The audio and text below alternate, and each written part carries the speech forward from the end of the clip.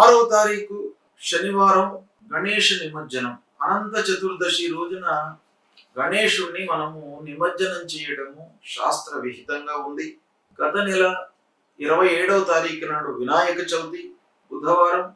ఆ రోజున వినాయకుడిని మనం స్థాపన చేసి షోడశోపచార పూజలు చేసి నైవేద్యము ఉండ్రాళ్ళు సమర్పించి చంద్రోదయం వరకు చంద్రుణ్ణి మనము చూడకుండా, అంటే చంద్ర దర్శన నిషేధము మనకు వినాయక చవితి రోజున ఉంటుంది.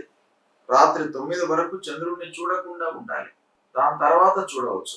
ఆ లోపల ఒకవేళ చంద్రుణ్ణి మనం చూసినట్టయితే అనవసరమైనటువంటి నిందలకు విమర్శలకు గురి అవుతారు అనేటువంటిది మనకు శాస్త్రం చెప్తుంది.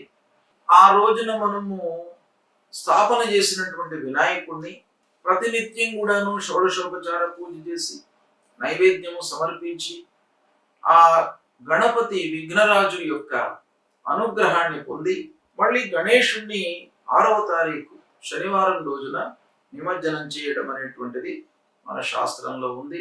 ఇది ప్రధానంగా అనంత చతుర్దశి రోజున గణేష్ నిమజ్జనం అనేటువంటిది మనం జరుపుతాం. అదే రోజున అనంత పద్మనాభ స్వామిని పూజిస్తాం. అనంత పద్మనాభ స్వామి యొక్క వ్రతము ఆ రోజున ఆచరిస్తాం.